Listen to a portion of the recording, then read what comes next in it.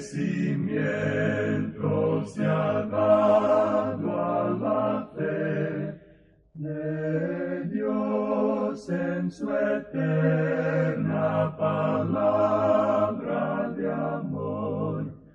Con el propósito de compartir con usted las inmutables verdades de la palabra de Dios, presentamos A través de la Biblia, un estudio detallado y sistemático de toda la Biblia que le ayudará a conocer lo que Dios ha revelado para nuestro provecho espiritual.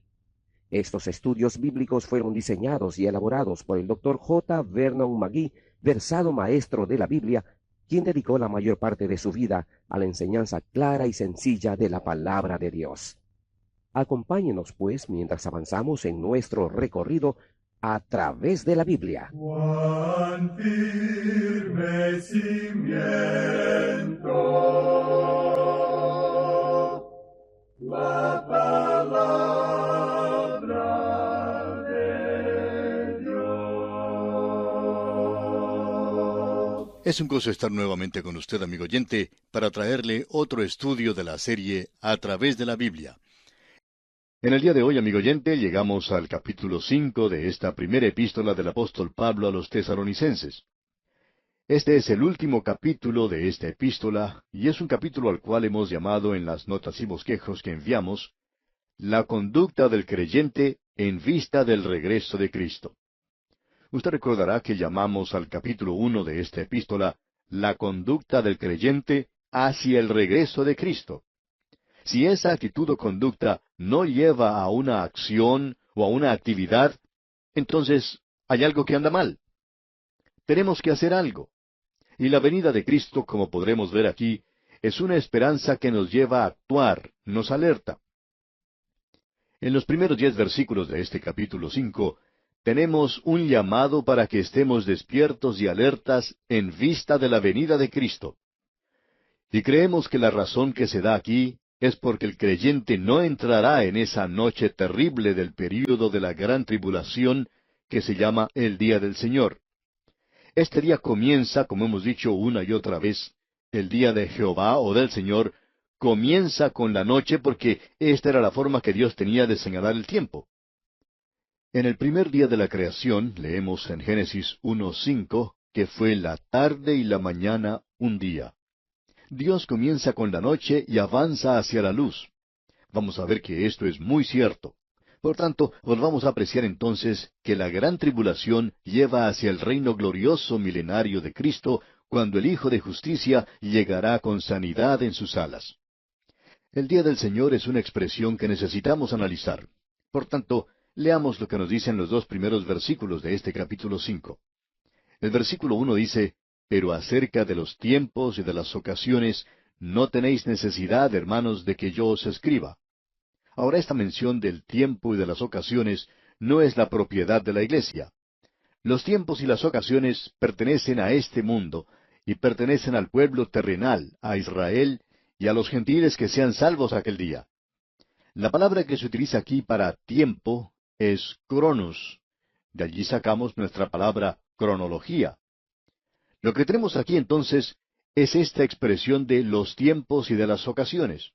No creemos que tratemos con esto para nada. Pablo dice, no tenéis necesidad, hermanos, de que yo os escriba.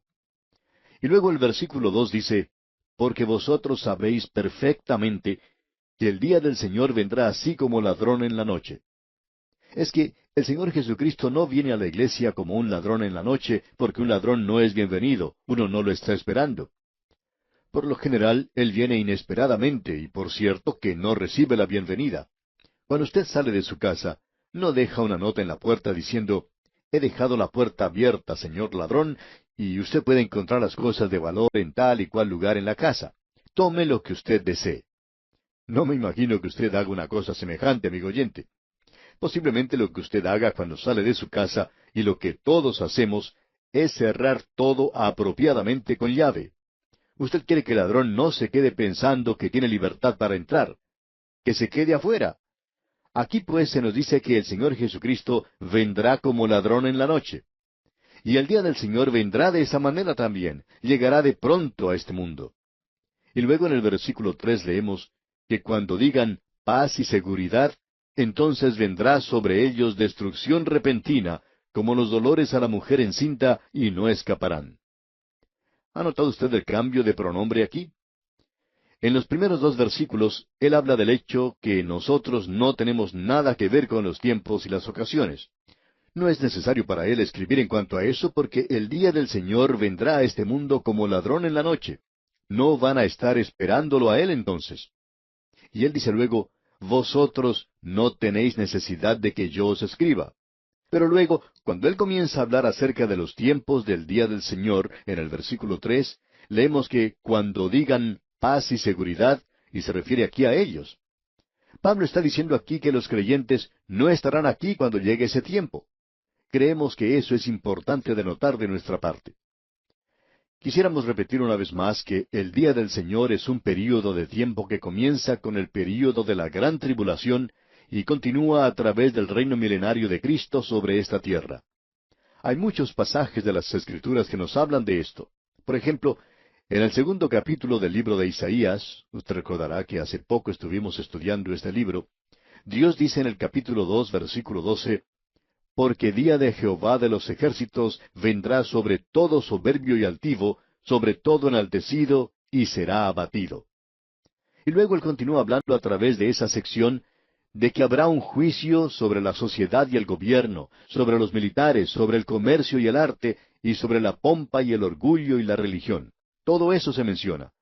Y si usted pasa unas cuantas páginas en el libro de Isaías, usted recordará que cuando estuvimos estudiando allí, vimos esto en el capítulo 13, versículos 9 y 10, donde dice, He aquí el día de Jehová viene, terrible y de indignación y de ardor de ira, para convertir la tierra en soledad y raer de ella a sus pecadores, por lo cual las estrellas de los cielos y sus luceros no darán su luz.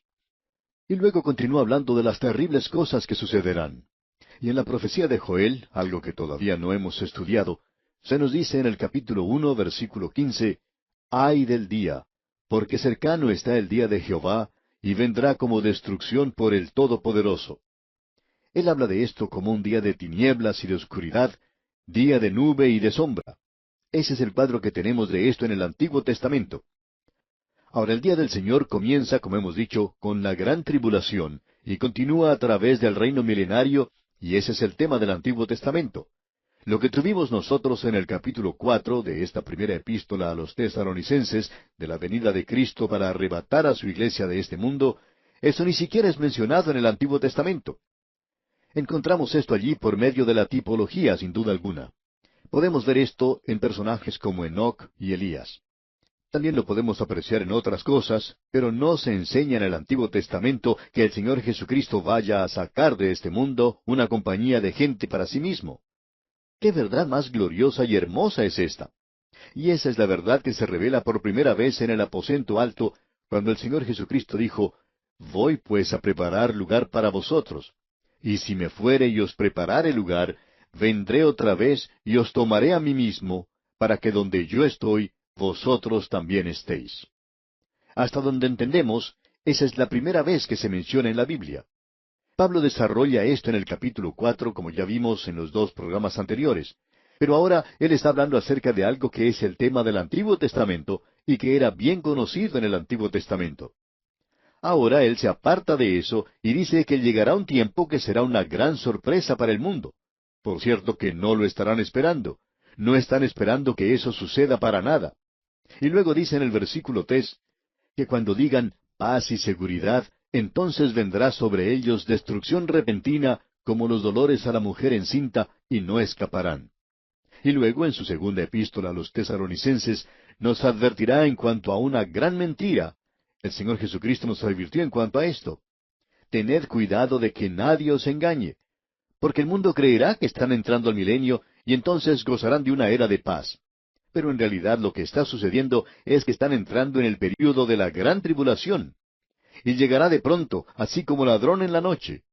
Luego dice en el versículo 4 de este capítulo 5 de la primera epístola a los tesalonicenses, Mas vosotros, hermanos, no estáis en tinieblas, para que aquel día os sorprenda como ladrón. Ahora fíjese usted lo que dice en el versículo 5. Porque todos vosotros sois hijos de luz. El rapto de la iglesia hace dos cosas. Da por terminado este día de gracia en el cual nos encontramos en el presente. Llamar a un pueblo para su nombre y el llevar a muchos hijos a su hogar en la gloria. Eso es lo que Dios está haciendo hoy. El rapto de la iglesia, pues, pondrá punto final a todo eso. Ahora no solo dará por terminado eso, sino que dará comienzo al día del Señor. El período de la gran tribulación comenzará cuando la iglesia parta de este mundo. Bien, ¿cuál es entonces la relación entre la venida de Cristo por su iglesia y el día del Señor? Bueno, Él nos dice en este capítulo que, acerca de los tiempos y de las ocasiones, no tenéis necesidad, hermanos, de que yo os escriba. No hay necesidad de hablar en cuanto a esto. Ustedes saben perfectamente, dice Él, que el día del Señor vendrá como ladrón de noche. Eso es enseñado en el Antiguo Testamento.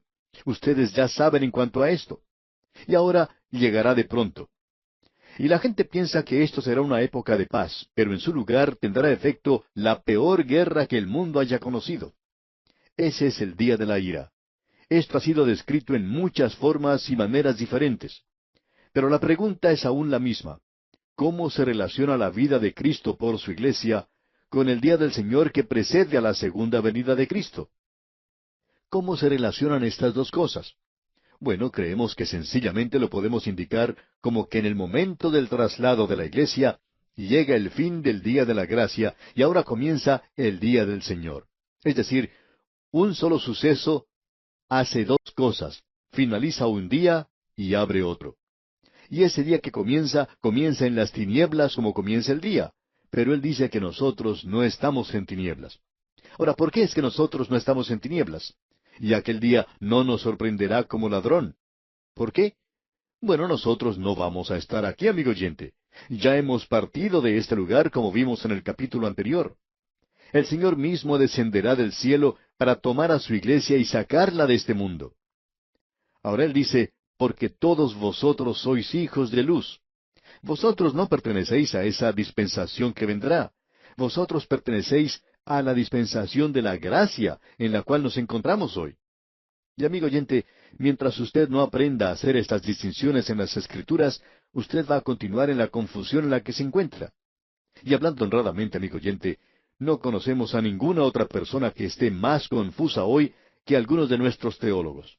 Algunos de ellos dicen que no quieren ni tener nada que ver con la profecía y lo dejan de lado. ¿Por qué? Bueno, porque quizá no están dispuestos a estudiar. Y lo que tenemos aquí es que cuando llegue el día del Señor, nosotros vamos a estar con el Señor. No vamos a estar en las tinieblas. Él lo expresa bien claro cuando dice, para que aquel día os sorprenda como ladrón, porque Él no vendrá como ladrón para la iglesia. Nosotros estamos esperando esa bendita esperanza y la venida gloriosa de nuestro gran Dios y Salvador. Luego nos dice, por tanto, no durmamos como los demás. Y usted puede ver, amigo oyente, que esa bendita esperanza, que es el rapto de la iglesia, puede tener lugar en cualquier momento. Y en vista de eso, nosotros no deberíamos ser cristianos dormidos hoy. Lo que Pablo está diciendo aquí es que en vista de que el Señor Jesucristo va a tomar su iglesia y va a arrebatarla de este mundo, que nosotros no vamos a estar aquí y que el mundo, aquellos que no han sido salvos, van a pasar por un período tremendo. Y él dice, por tanto, no durmamos como los demás, sino velemos y seamos sobrios. Y este asunto de ser sobrios que él menciona aquí, amigo oyente, puede tener varios significados. No solo quiere decir el estar sobrio en lo que se refiere a las bebidas alcohólicas, sino también a lo que ocurre con muchas personas que se emborrachan con el poder o con el hacer dinero o con los placeres de este mundo. Hay muchas cosas hoy en las cuales uno puede embriagarse y dejarse llevar por las mismas. Y Pablo está diciendo aquí que el Hijo de Dios tiene que ser sobrio. ¿Por qué? Bueno, debido a los grandes eventos que van a tener lugar en el futuro. Y amigo oyente, podemos estar muy cerca de esto. No lo sabemos. Creemos que estamos muy cerca, pero no sabemos eso. Creemos eso con todo nuestro corazón. Y a nuestro juicio, opinamos que la venida de Cristo se acerca. Y sabemos que podemos decir con las Escrituras, porque ahora está más cerca de nosotros nuestra salvación que cuando creímos.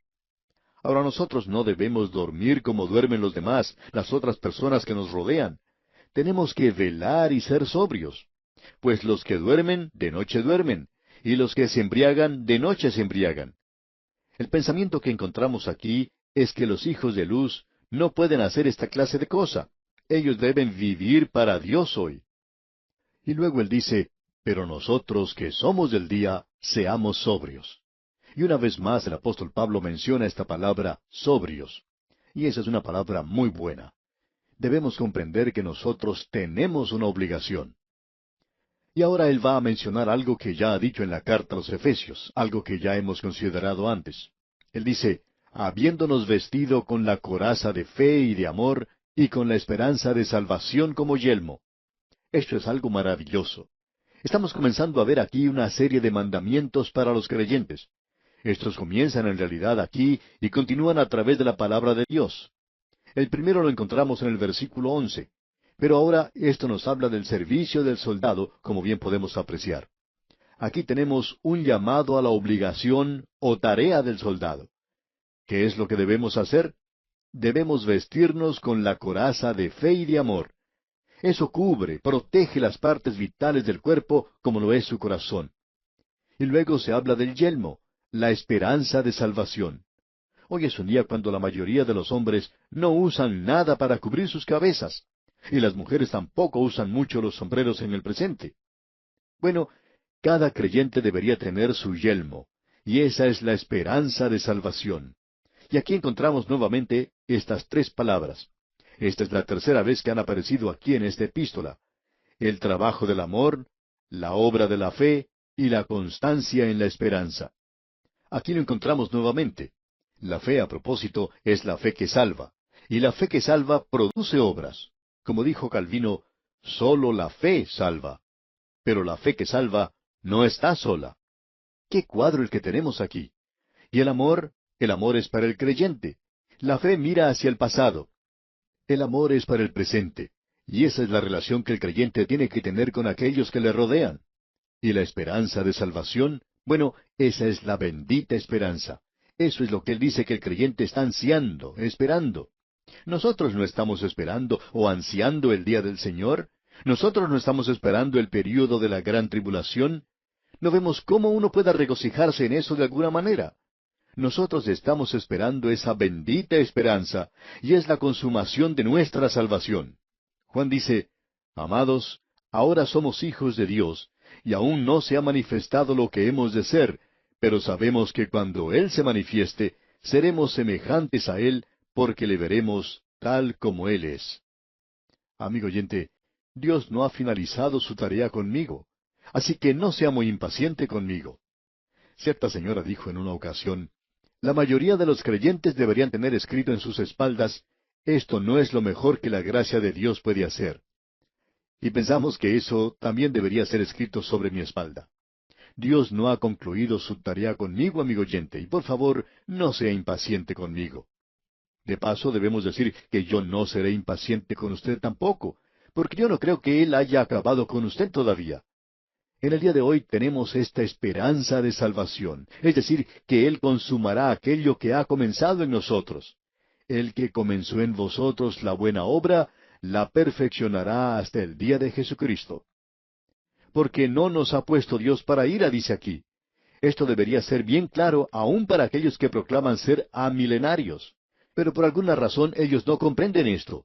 Dios no nos ha puesto para la ira, para la gran tribulación. La iglesia no va a pasar a través de esto. Esa es una época de juicio, y Cristo llevó en Él nuestro juicio. Ahora alguien va a decir, ¿cree que usted es lo suficientemente bueno como para ser arrebatado en el rapto? No, amigo oyente, no soy ni siquiera lo suficientemente bueno como para ser salvo, pero Él me salvó por medio de su gracia. Y cuando Él venga a llevar a su iglesia, yo voy a salir con todos los que se creen supersantos. ¿Y sabe por qué? Por la gracia de Dios. Porque no nos ha puesto Dios para ira, sino para alcanzar salvación por medio de nuestro Señor Jesucristo.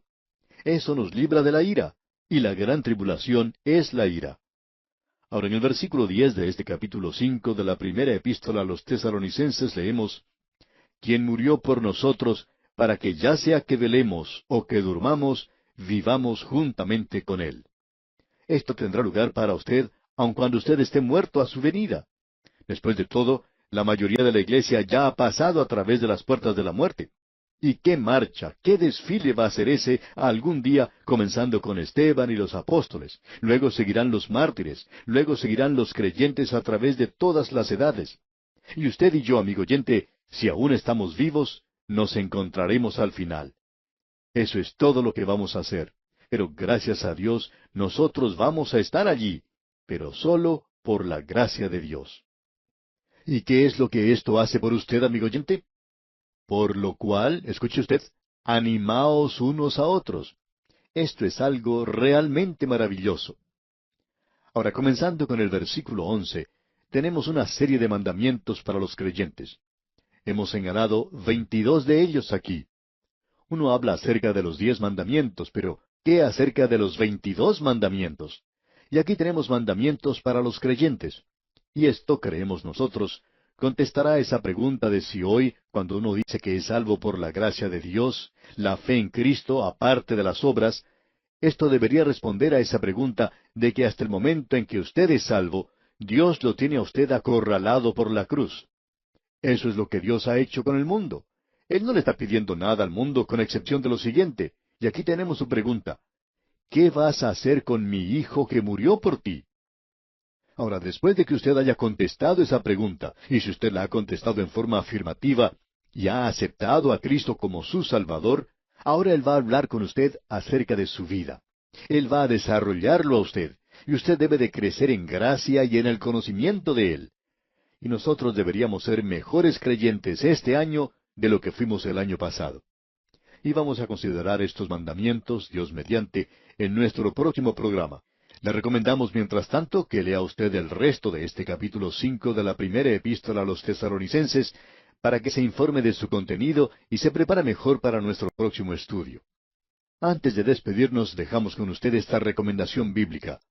Por tanto, no durmamos como los demás, sino velemos y seamos sobrios.